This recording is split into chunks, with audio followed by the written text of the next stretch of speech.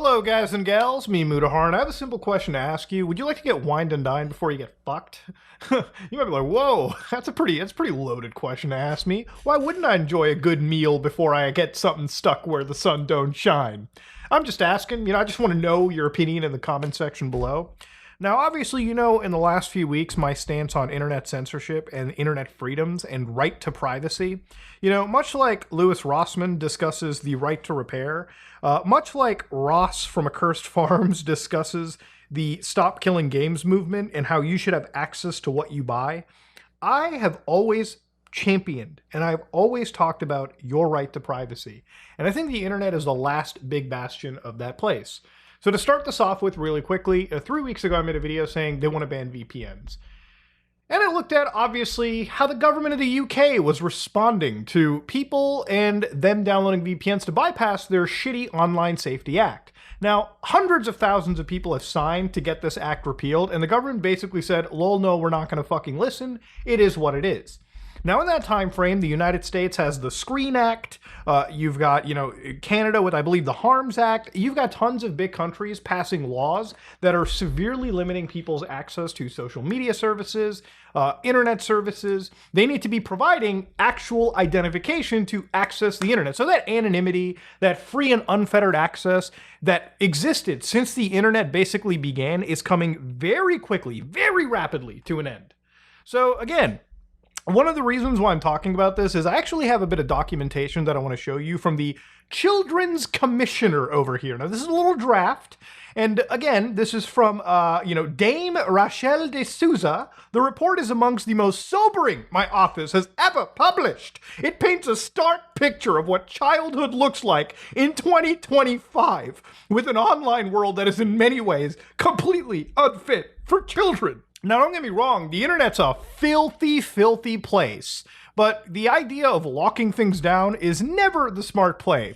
So obviously, people have been complaining to them about like the OSA. The government's like, well, no, we don't care, yada, yada, yada.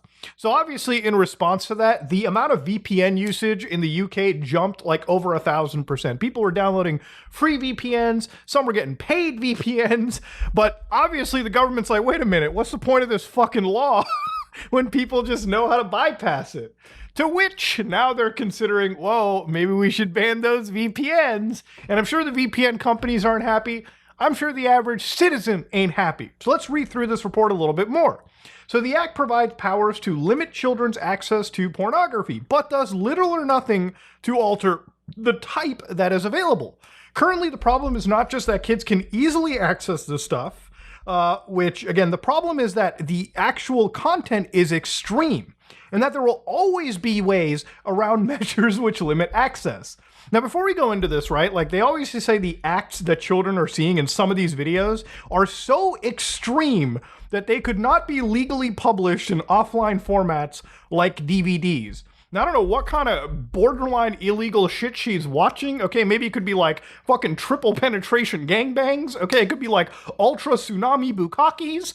But at the end of the day, I always find that censorship always leads people down to even bigger extremes. If you go back to in like history to like Prohibition era America, there was a point in America where like alcohol was banned. So when you banned alcohol, suddenly gangsters came out of nowhere and they started like bootlegging booze. Now, some of this booze was okay to drink. Some of it could turn your blood. But to go into it, right, like obviously when you ban illegal content, right, here's the thing, forcing like some of these adult websites to show ID is fine and dandy.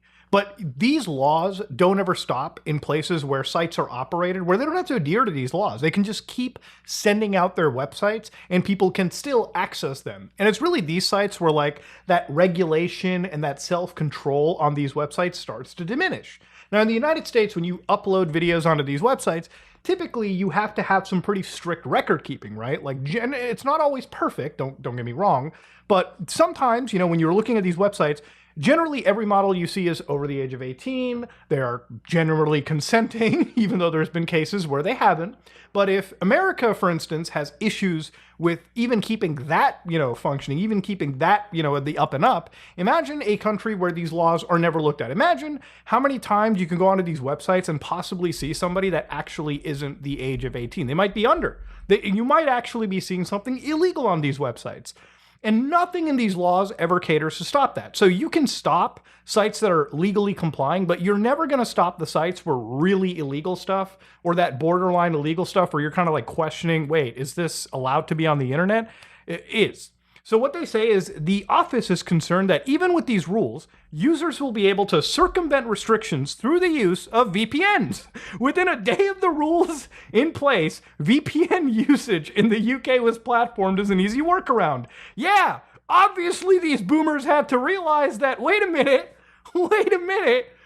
of course our laws are going to get bypassed. This is the perfect example of like a bunch of boomers creating a law and they have no fucking idea what they're talking about. You know what I mean? It's like their idea in their head was like, we're just going to ban all those adult websites. We're just going to get that stuff off of there.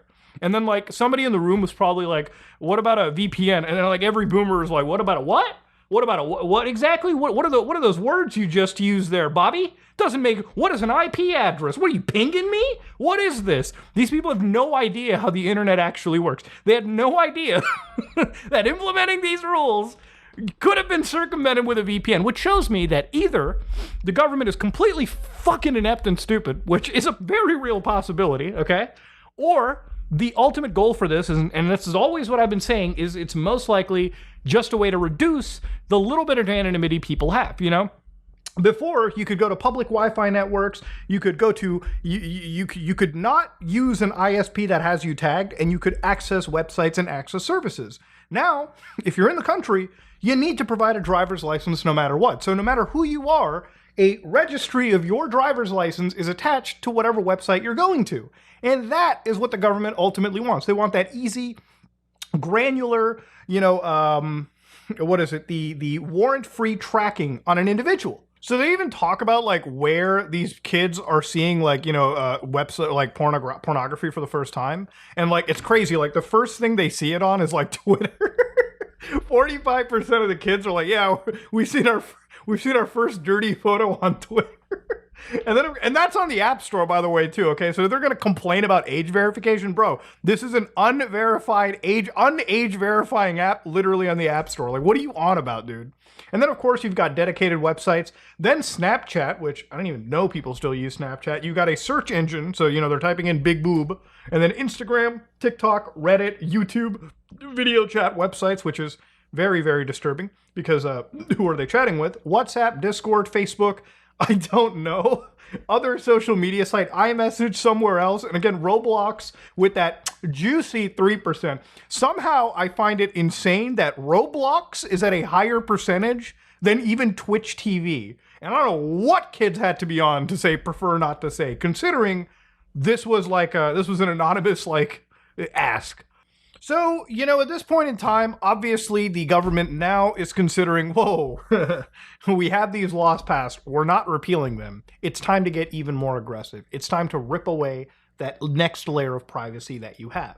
Now, a lot of people have been downloading free VPNs, which I don't recommend because, you know, generally when you get a free VPN, anytime you get a free thing, you're the product. So when you get a free VPN service, remember, you are basically consenting that a tunnel of your one-to-one network traffic is going between your computer, a free VPN service, and then the internet. So that free VPN service gets to effectively see what the fuck you're doing on your computer. Now, like some of the most popular free VPN services, like Proton VPN, I believe are pretty kosher when it comes to, you know, I believe respecting user privacy. I haven't really read into their stuff as much. But when it comes to, you know, something like a shady VPN, which there's tons of free options out there, these are where, you know, a lot of kids who, you know, if you're going to ask these people to crack down on VPNs or ask VPNs to age verify, some of these kids are still going to go to the free VPN services. They're still going to find these downloads somewhere.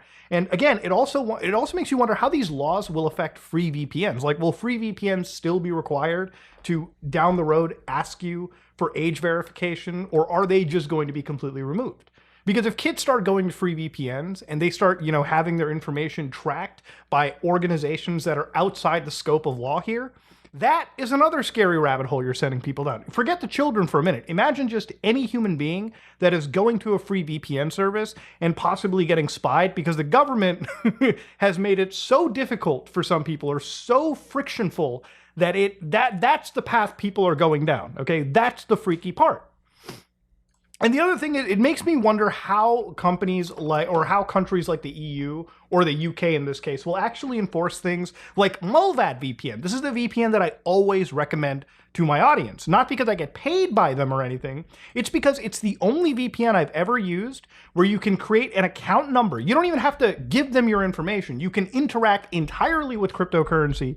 I have used Mulvad VPN, and I guarantee you they couldn't even identify me on their system because they have no idea. They're not identifying people. It's a pure privacy-focused VPN, one that was even rated by authorities, and they found literally nothing. So I don't understand how they're going to go after stuff like this. I don't even understand how they're going to stop VPNs. VPNs are such an important part of cybersecurity. They're such an important part of how the internet is used at a level where people need privacy and interconnectivity between each other. That's the one thing that I actually wonder how they're going to do. You don't really need VPN services. Obviously, I've taught individuals about what Tor is.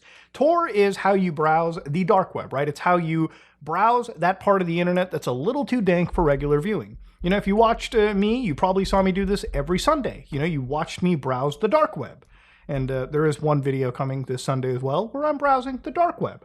So I'm going to show you, again, it's really simple to get going. Let's imagine that you have a Windows system, so let's fire one up really quickly in a VM. So assuming that most of my audience is from, again, the Windows side of the world, not that there's any shame in that, but you should consider switching to the Penguin if you can. Go to Tor browser, okay, I'm actually just using Bing search here, you don't really need to worry too much. Download the actual browser here, so just download for Windows or Mac or Linux. Or Android if you really want to. I think they even have an iOS version, but you have to like do something fucky with like VPNs on your phone to access the dark web. It can never really be completely simple with an iPhone, okay? It's still the Fisher-Price of smartphones. But once it's downloaded, all you got to do is open that file. It'll go through an entire setup procedure where you say yes, install to whatever directory you want, preferably the default, works just fine. And of course, here it is, a general install. It's like installing a web browser, okay? That's as simple as it is. Now, of course, after all of this is done, you can basically access the Tor network and you can browse not just dark web websites, but you can actually access the internet as a whole. So when you start up the Tor browser for the first time, it's like, hey, connect to Tor. You can just do always connect automatically and just hit that big purple connect. And boom, you'll see this little bar travel across the top of your screen, and you're connecting to the Tor network, run by thousands of volunteers around the world. So let's say that governments do ban VPNs, this will always be an option where you can just go and browse the internet. So you can access like Onion websites over here too. So for instance, underneath the old dark web browser, if I ask what's my IP, it will actually just say, well, first off, it's telling me to consent to something. Sure, 100%. Consent on my Tor browser. It'll say that I'm connected via Amsterdam. Obviously, I am not in Amsterdam. You'll have to take my word for it. But that's just how this stuff kind of works. And of course, it's not just accessing a regular website like whatismyip.com, but it's also accessing parts of the internet like Dread, which are entire Reddit-like communities where you can access free information. You can access a community of people that speak without the internet censorship and internet control that governments want to impose to people, right? And literally, it's just that easy. Now, before I go on this point, obviously, if you can donate to Tor, whether it be with crypto or online, I think even $5 for these guys is enough for them, okay? Like, literally, it's just, they will accept any donation because ultimately every dollar helps keep this network up and running. And I imagine coming into the future, when these laws and VPN bans start getting passed, that VPN usage will grow pretty astronomically. Now, of course, to kind of end this off on, ladies and gentlemen, I really feel like this is the next stage of what's happening. So this is gonna get a little bit personal, okay? If you ever grew up past, some of you guys might be too young for this, you may not even have been alive for it, but back when I was a kid, a major event in the world happened. That event will happen on September 11th, 2001. We call it 9/11. And 9/11 was when a group of terrorists had flown a plane into the World Trade Centers.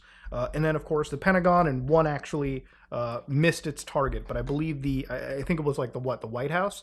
But yeah, this was a massive terrorist attack that basically shook the world. Now, I'm not going to get into the history and specifics of just 9/11. Just know that it was a very, very traumatic point for the entire world, right? Like, it left the entire world's jaw dropped. Well, in October 2001, after 9/11, just very shortly after, the United States passed something known as the Patriot Act, which expanded the amount of surveillance that the United States government had. And they had said that this was supposed to be to fight terrorism, to keep you, the people, safe. Similar to how all these VPN bans and these internet bans are being thrown around as a way to protect children. It's never that simple, okay? If the government wanted to protect you, they absolutely can. I mean, we're talking about the United States of America. But what happened over here was they had basically expanded so much of their surveillance apparatus overnight under the guise of national security that if you compared it to something back then, it almost felt like the most fascistic thing since Nazi Germany even. So for instance, there would be things like Section 215 where the FBI or the National Security Agency through the FBI could absolutely demand anything tangible when it came to businesses, when it came to banks, internet providers, if it was relevant to investigations. And of course, that was interpreted so broadly that you could lead to bulk collection of just mass amounts of metadata for every American, not even just suspects. Remember, before things like the Patriot Act, surveillance was a thing in the United States. But the thing about surveillance was there was a lot of legal hurdles. There was very strict oversight compared to what the Patriot Act had given in terms of broad usability.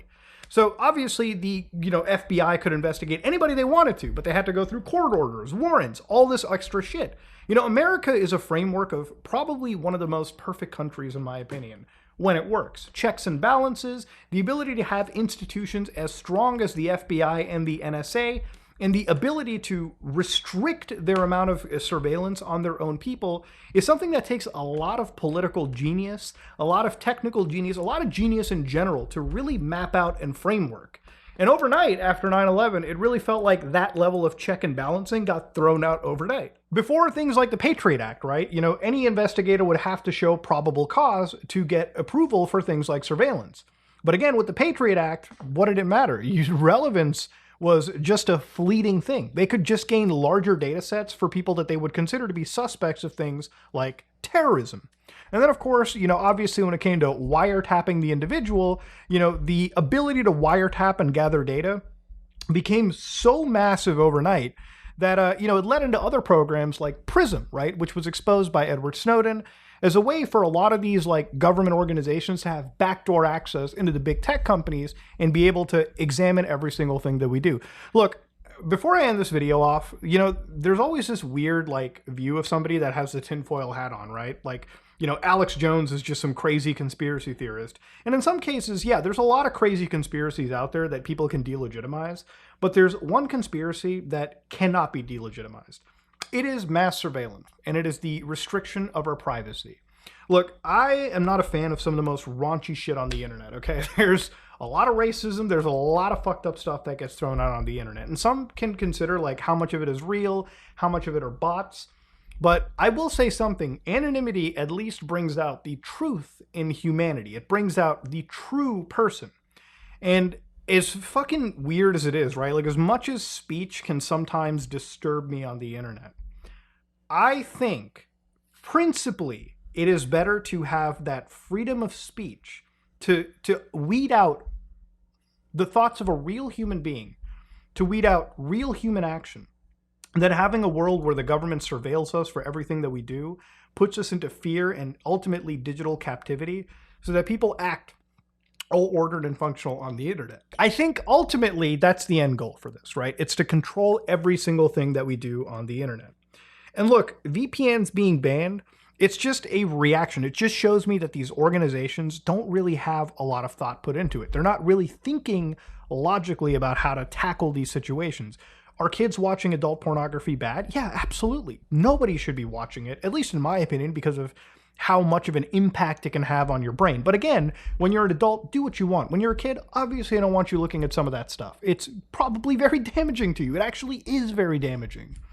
But I think the government doesn't really care about these kids. They just care about invoking a new framework that makes the Patriot Act look like nothing.